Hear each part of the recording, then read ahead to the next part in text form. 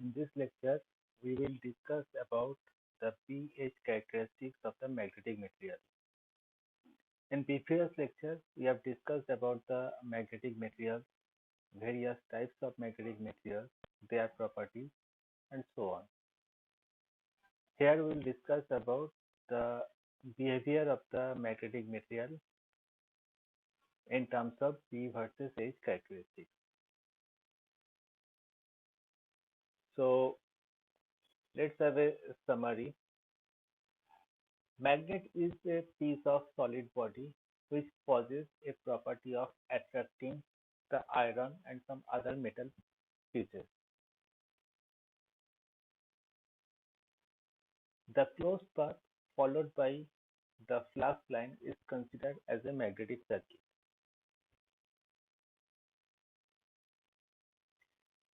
A magnetic circuit consists of a structure composed for most part of high permeability magnetic materials, mainly the ferromagnetic materials, where the BH curve shows the characteristics of the magnetic properties of a magnetic material. It tells us how the material responds to an external magnetic field, and this information is required when we design the magnetic circuit. For example, when the various electrical machines or devices are designed, then the magnetic materials are used for their structure. And in that case, we must know the nature of the magnetic material, and that can be found by using the BH characteristic. The BH curve is generally used to describe the nonlinear behavior of the magnetization that a ferromagnetic material obtains in response to an applied magnetic field. Now, the laws of the magnetism. Basically, there are two fundamental laws of magnetism which are as follows. The first law is the like magnetic poles repel and the unlike poles attract each other. That we all know. If we place two same poles of magnets, then there will be a repulsive force, and if we place two opposite poles, then there will be some attraction. The second law is the force exerted by one pole on the other depends upon, it is directly proportional to the product of the pole strength. It is inversely proportional to the square of the distance between them, and it depends on the nature of the medium surrounding the pole. So these are the laws of magnetism. Now, before discussing the BH characteristics, let's have some terms related to the magnetic circuit. So that is the first term, that is called the magnetomotive force, or MMF. It is represented by capital F. The product of current and the number of turns is defined as the magnetomotive force, that is MMF. We consider a electromagnet. Let's say there is a solenoid coil, and when we pass the current through this coil, let's say the current is I, and here the number of turn of the coil is N. Then we have seen that this material will become an electromagnet. To produce the electromagnet, we require a driving force. And for the driving force, here it is considered as the magnetomotive force, just like the EMF in case of electrical circuit. So if we compare between the electrical circuit and the magnetic circuit, we know that in case of electrical circuit, the electromotive force EMF is required to flow the current within a circuit. Similarly, the magnetomotive force is required to produce the magnetic field and to produce the flux line. So here the magnetomotive force or the driving force is represented as F is equal to N into I, where N is the number of turns and I is the current flowing through the coil. The unit of the magnetomotive force is represented as AT, that is the ampere turn, because it is N into I, where the unit of the current is ampere and the N, that is the number of turns. That's why it is considered as the ampere turn. In short form, it can be considered as AT, where I is the current through the coil in amps and N is the number of turns in the coil. The flux in a magnetic circuit is established by the presence of MMF, just like the current is produced because of the EMF. The second term is magnetic field. The region around a magnet within which the influence of the magnet can be experienced is called the magnetic field. The magnetic field of magnet is represented by the imaginary line around it, which are called the magnetic line of force. We have seen that if here it is a magnet, let's say this is the north pole and this is the south pole, then is around surrounding the magnet there will be a particular region within which we can access the property of the magnet, and this surrounding medium are represented by some imaginary line of force. So these are the imaginary line of force, and we know that it starts from the north pole and ends at the south pole. So this region within which the property of the magnet is experienced, this region is considered as the magnetic field. The next term is the magnetic flux, phi. The total number of lines of force existing in a particular magnetic field is called the magnetic flux. As we have already shown in the previous slide, if there is a magnet, it is the north pole and it is the south pole, then the magnetic field is represented by some imaginary line of force, and this imaginary line of force is considered as the magnetic flux or the magnetic flux line. Remember these lines are the imaginary lines. It is only used to represent the magnetic field. The flux is represented as the magnetomotive force upon reluctance. That is, phi is equal to Ni upon S. If we compare the magnetic circuit with the electrical circuit, then the phi can be considered as equivalent to the current, which is equal to the EMF source upon the resistance. Similarly, in case of magnetic circuit, phi is the response, Ni, that is the magnetomotive force, and S is the opposition of the flux produced, just like the resistance. The unit of the flux is called as Weber, where 1 Weber means 10 to the power 8 line of forces. The next term is the magnetic flux density. It is represented by capital B.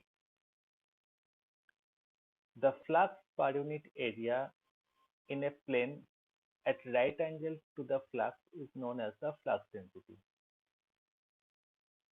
That means, as we have seen that the number of flux lines are passing here. So if we count the number of flux lines passing through unit area perpendicular or the right angle to the flux line, then the number of line passes through unit area is considered as the flux density. So it can be written as flux per unit area. So this is B is equal to phi upon A. where phi is the total amount of flux and A is the total cross-section area of the magnetic circuit. The unit of the flux density is called Weber per meter square, or it is also considered as Tesla.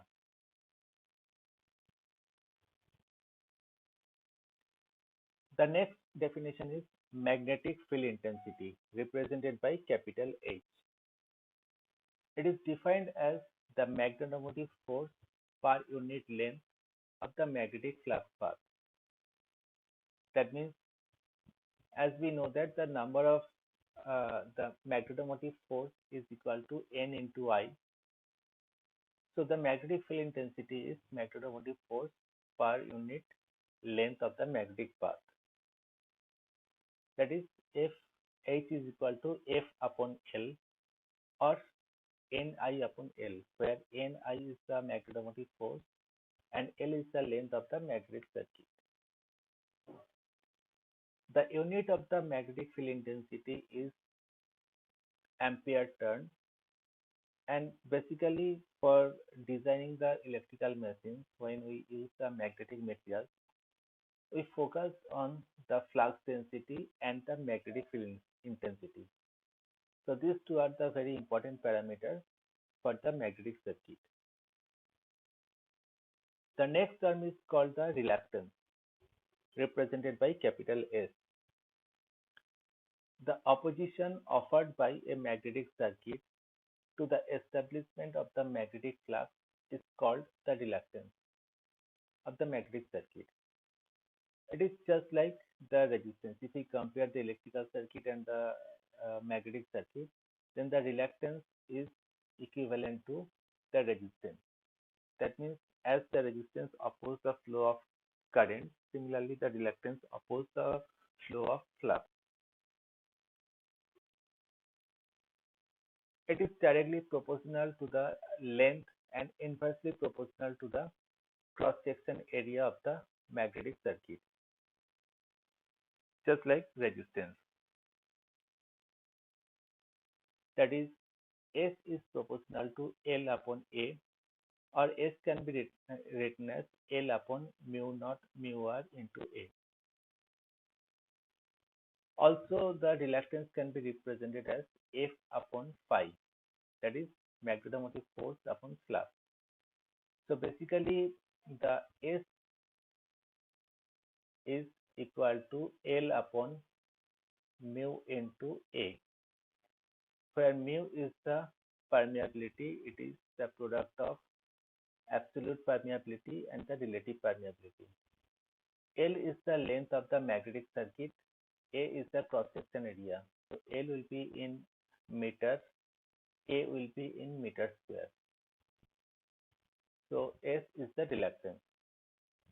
And if we apply the Ohm's law, because the Ohm's law is applicable in case of magnetic circuit also. So just like for electrical circuit, we know that V is equal to I into R. Similarly, in case of magnetic circuit, the magnetomotive force can be represented as flux into reluctance. Or we can write N into I is equal to phi into S, where N into I is the magnetomotive force, phi is the flux, and S is the reluctance. The unit of the reluctance is ampere per Weber, or we can say ampere turn per Weber, because from this relation we can write phi is equal to Ni upon, S is equal to Ni upon phi. So it can be written as ampere turn per Weber, or sometimes it can be considered as ampere per Weber. The next term is the permeability. Permeability of free space, represented by mu naught. In a free space or vacuum air, the B versus H curve value is a constant. This constant is called the permeability of the free space, where mu naught is equal to 4 pi into 10 to the power minus 7 Henry per meter. There is another term that is called the relative permeability. It is represented by mu r. The ratio of the flux density produced in material to the flux density produced in air or a non-magnetic material by the same magnetic field intensity is called the relative permeability of the material. So basically, relative permeability indicates the possibility of a material to become magnet compared to the air. For example, the relative permeability is basically a unitless number. For example, it is 2000. Let's say mu r is equal to 2000. That means this particular material will be 2000 times stronger magnet compared to the air. If we magnetize the air, then if we magnetize the material, then the material will be 2000 times more magnetized compared to the air. So this is represented by the relative permeability. Mu r is the flux density in ferromagnetic material upon the flux density in air. So as we know, B is equal to mu naught mu r into H. This lesson we have already know B is equal to mu H, and where mu is equal to mu naught mu r into H. So B can be written as mu naught mu r into H, where mu is called the absolute permeability of the material. This is the product of mu naught into mu r. The relation between the B and the H characteristics as shown here.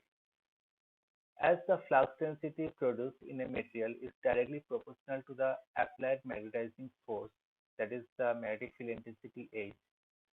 So in other words, greater the magnetizing force, greater will be the flux density and vice versa. That means B is proportional to H. So if the magnetizing force is increased, magnetizing force means magnetic field intensity. If the value of H is increased, then corresponding flux density will also be increased. So sometimes the ratio of B upon H can be considered as a constant, and it will be equal to mu, where mu is equal to mu naught into mu r. Later we will see that mu is not actually constant. There is a variation in the mu that will be discussed later. So the ratio of B upon H is in a material is always constant and is equal to the absolute permeability of the material. For the time being, we consider mu is a constant. Now, as B is equal to mu into H, from there we can write B is equal to mu into H. So in any medium, means any material, B can be written as mu naught mu r into H. Whereas in air, the value of mu r for air is equal to 1. For air, the value of mu r is equal to 1. So B can be written as mu naught into H. Suppose a magnetizing force produces a flux density B naught in air. Therefore, B naught will be equal to mu naught into H. If the air is replaced by some other material with relative permeability mu r, and the same magnetizing force H is applied, then the flux density of the material will be B of the material, that will be equal to mu naught mu r into H. So we can write B of the material upon B of the air is equal to mu r. Hence, the relative permeability of a material is equal to the ratio of the flux density produced in the material to the flux density produced in the air by the same magnetizing force.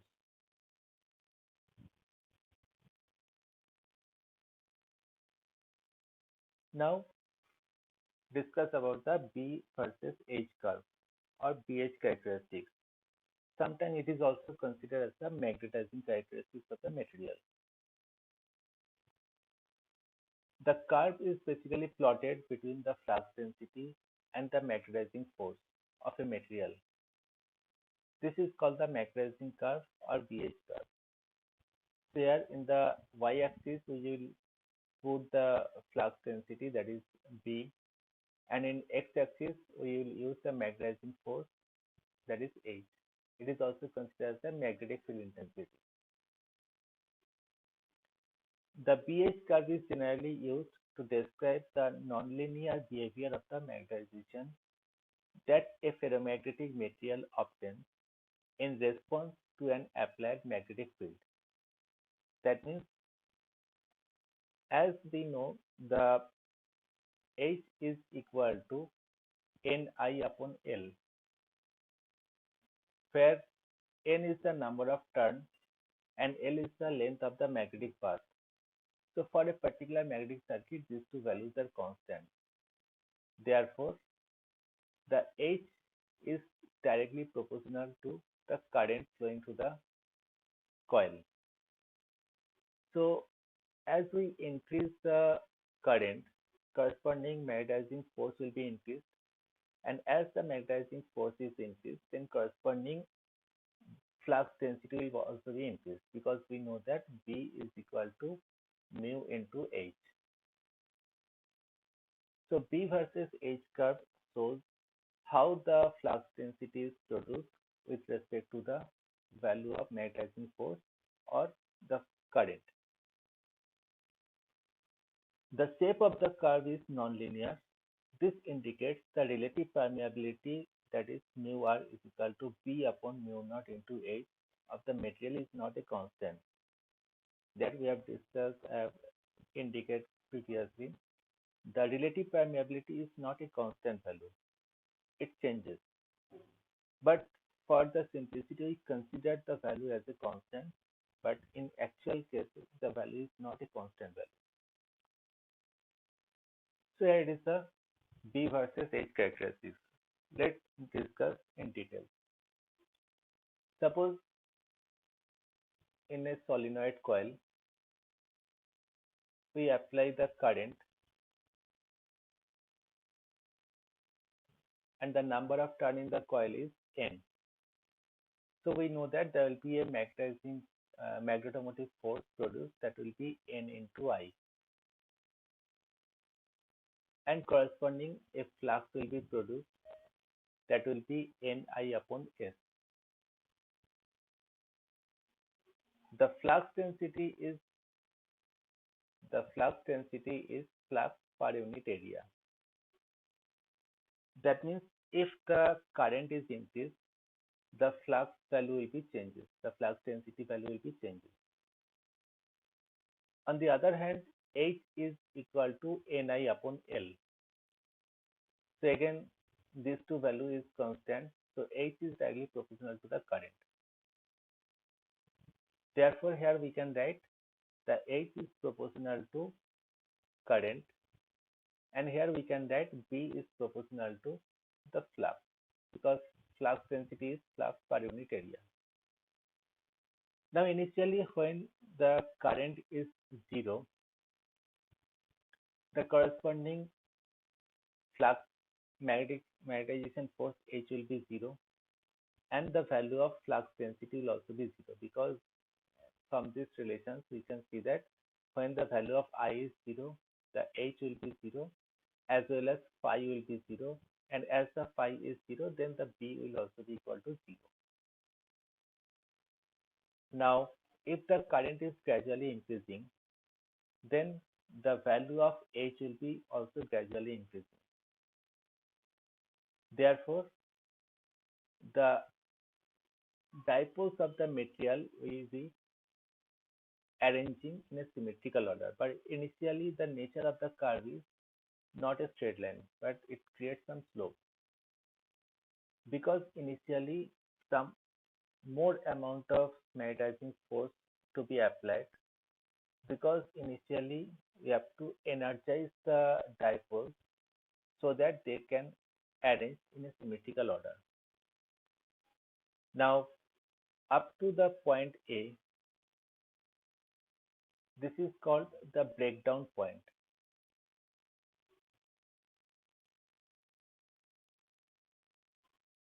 This is called the breakdown point because initially there is a molecular bonding within the material between the dipoles. So initially huge amount of force is required to break this bonding.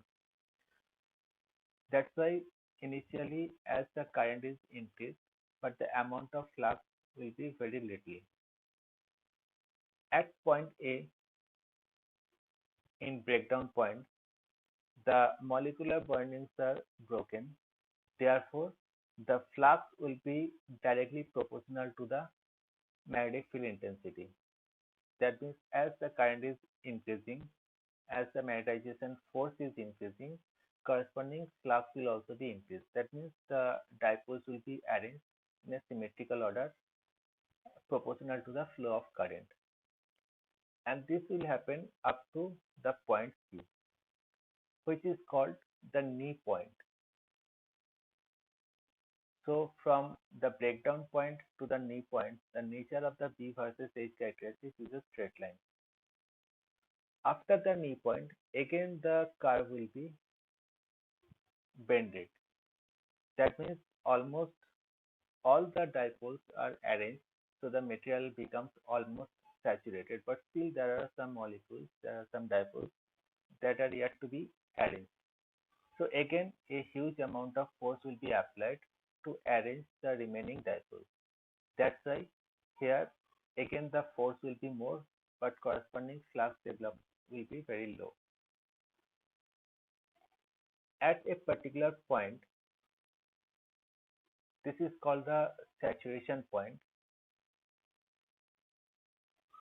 Here we can see that the material will become fully magnetized. That means after this point, if we increase the current further, if we increase the magnetizing force further, then there will be no change in flux within the material.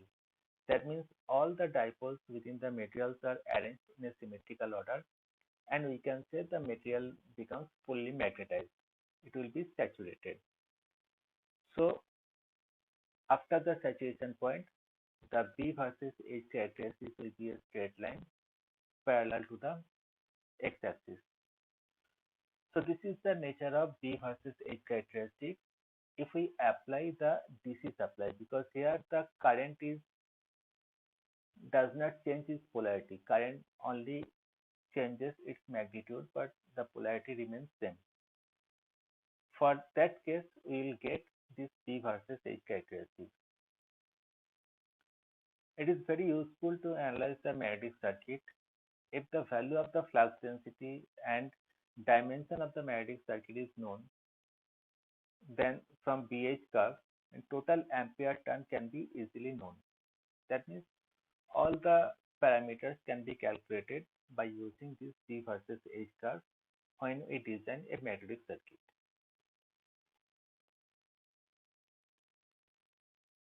Next is the magnetic hysteresis. Till now we have discussed about when we use the electromagnet with the DC supply.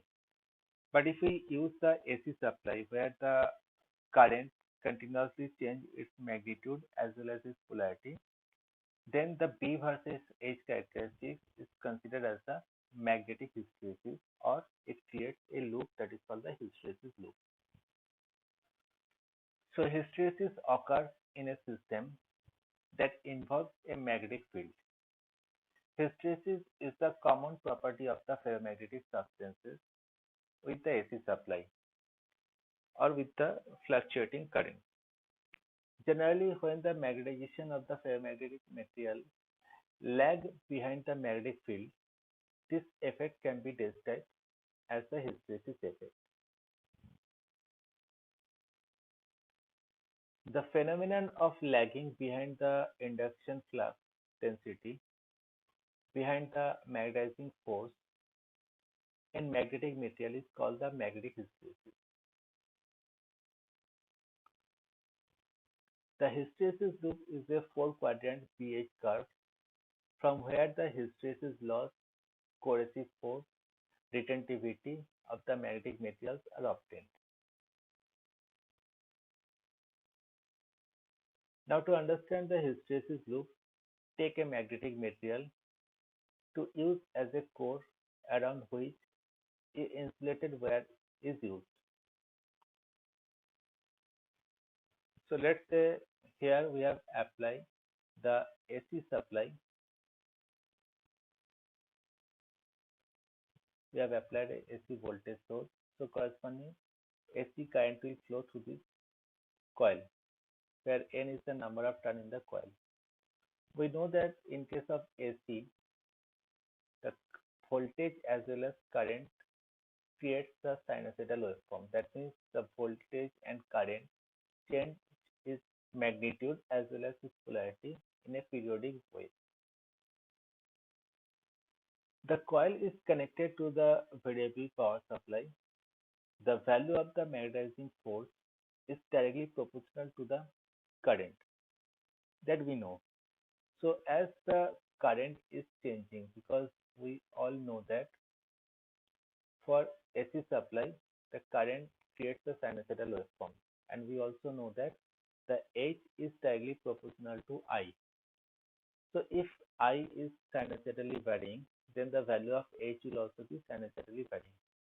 That means sometimes the value of magnetizing force will be zero, sometimes it will be positive, sometimes it will be negative also. So it is the B versus H characteristic with the AC power supply. Here we can see that when the supply current is zero, so no existence of the flux density and the magnetizing force. It is same as that of BH curve that we have described previously. That means when the current is zero, the value of H will be zero as well as the value of flux density will also be zero. So this can be represented by the point O in the graph. So here this is the point O.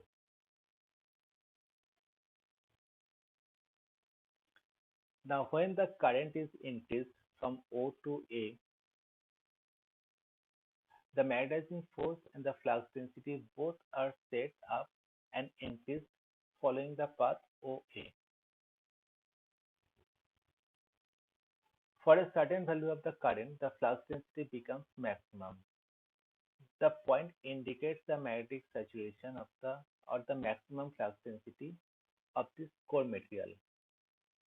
Here all material of core material gets aligned perfectly. Now what it says, initially you have seen that when the current is zero, H will be zero as well as the flux density B is zero. Now as the current starts to increase from zero to the positive side, that means from 0 to pi by 2. As the current is gradually increasing, that means the value of H will be increasing and corresponding flux density will also be increasing. So it will follow the path O and A. It is just like the BH characteristics or the magnetization characteristics that we have seen earlier. Now, when the value of current is decreased from its value of the magnetic flux saturation, the H is decreased along with the decrement of the flux density B, but it will not follow the previous path. Rather, it will follow the curve A and B. That means from 0 to pi by 2, as we have seen that the current is gradually increasing. So the nature of the B versus H characteristics will be like O and A. Now from pi by 2 to pi, the current is now decreasing. So as the current is decreasing, then corresponding H, which is proportional to current, this value will also be decreasing. So initially H was increasing up to this point and now it will be decreasing. But when the H value is decreasing, corresponding flux density will also be reduced. But it can be seen that it does not follow the same path, that is the path A and O. Rather, it will follow a new path, that is A and B. So here it can be seen that at point B, when H is equal to 0, that means the current is equal to 0, then also the certain amount of flux or the flux density present. So you can say this lagging of B behind H, that means H is lagging behind the flux because when H becomes zero, then also the flux density present in the system. This concept is considered as the hysteresis because here H is lagging the flux density. Magnetizing force is lagging the flux density. The point B explains that after removing the magnetizing force, the magnetism property with little value remain in this magnetic material. It is known as the residual magnetism and corresponding flux or flux density is considered as the residual flux or residual flux density.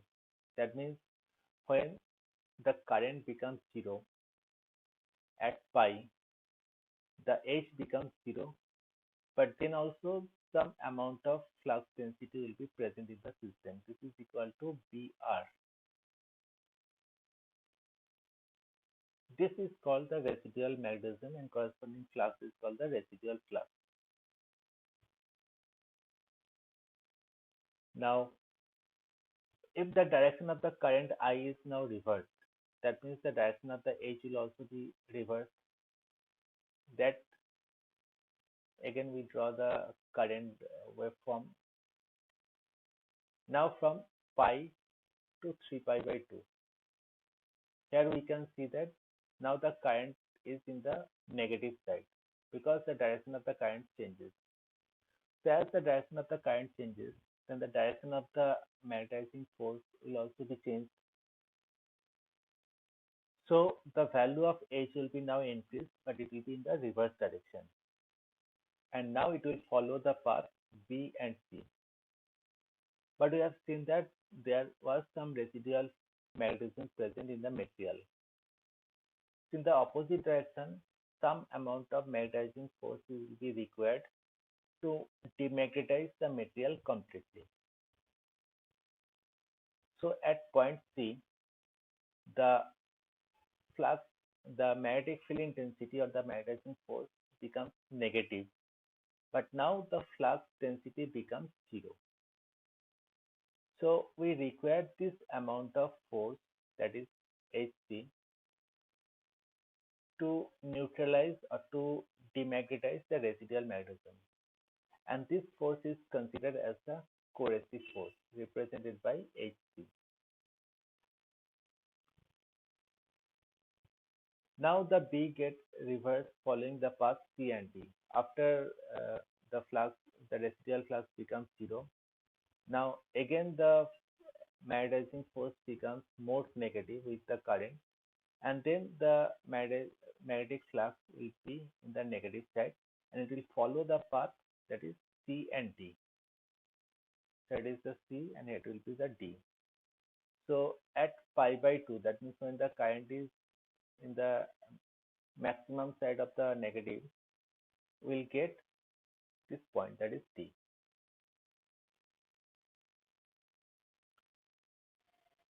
Now from 3 pi by 2, this is 3 pi by 2. Now from 3 pi by 2 to 2 pi.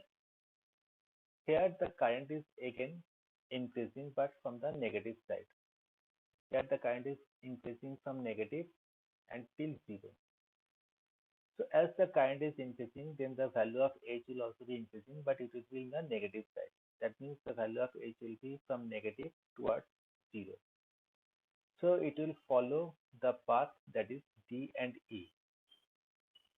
At E, again when the current becomes 0, that is at 2 pi, when the current becomes 0, corresponding magnetic field intensity will become 0. But again there will be some amount of flux density will be present in the material, but in the reverse direction. This is again the residual magnetism, but in the reverse side.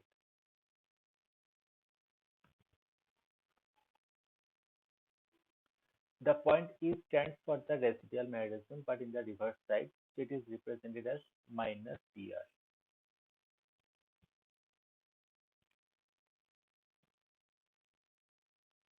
Now, if the value of current further increases from 2 pi in the positive side, so again the magnetizing curve will be increased from E to F.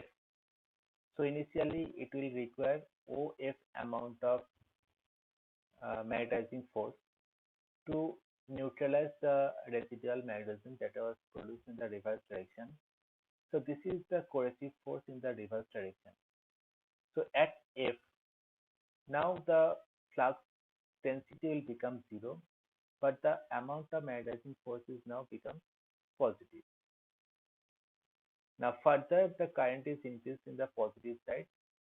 So the nature of the curve will follow from F to A. So as the current is continuously changing with respect to the time, this loop will be continuously created. That is from A to B, C, D, E, F, and A. So this process will be continued as well as the current is flowing. As long as the current is flowing, this loop will be created. So this is the nature of the B versus H characteristic. Here we can see that this loop creates this B versus H characteristics create a loop, and this loop is considered as the hysteresis loop.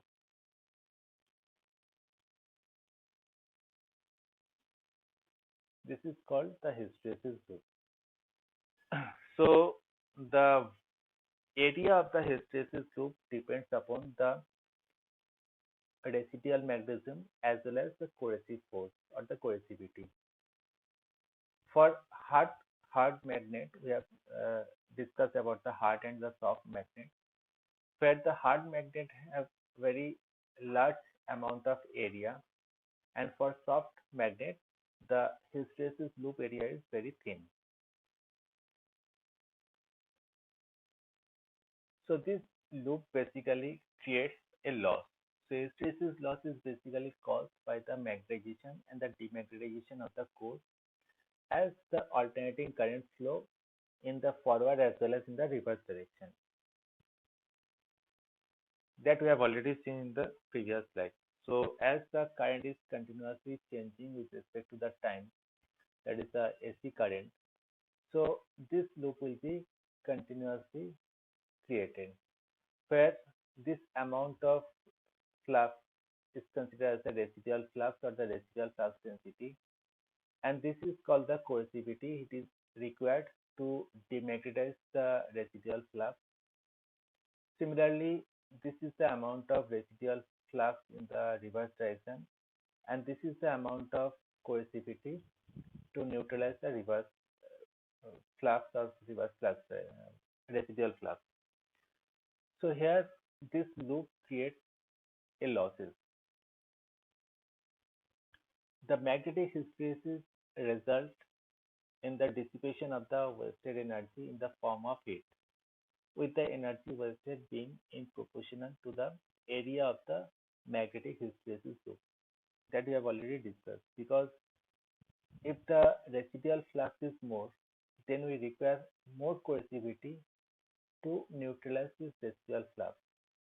Therefore, there will be more losses in the system, and this loss is basically converted to the heat energy. The hysteresis losses will always be a problem in AC transformers where the current is constantly changing the direction, and the magnetic poles in the core will cause the loss because they constantly reverse the direction.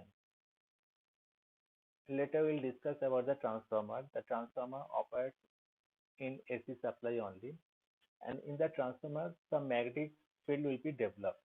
But as the AC power supply is given to the transformer, then the magnetic field that is produced, it will create a hysteresis loop. So there will be a continuously magnetization and demagnetization. Therefore, a losses will be produced in the transformer, and these losses will be considered as the hysteresis loss, which will be converted to the heat energy. So we can see that when the transformer is in running condition, then it will dissipate the heat. The rotating coil of DC machines as well as the AC machines will also incur hysteresis losses, as they are alternately passing the north, the south magnetic poles. Later we discuss about different type of electrical machines, that is the AC machines as well as the DC machines, and their operation is also depends on the magnetic circuit, magnetic field. So the hysteresis loss is a common phenomena in transformer as well as in electrical machines. As we have discussed previously, the shape of the hysteresis loop depends upon the nature of iron or the steel used. And in the case of iron, which is subject to massive reversal of magnetism, for example, transformer core, it is important that the B versus H hysteresis loop is as small as possible. We have discussed about the hard and soft magnet. So basically, the soft magnet should be preferred for designing the transformer core and the structure of the machine because their hysteresis loop size is smaller compared to the hard magnet hysteresis loop. Thank you.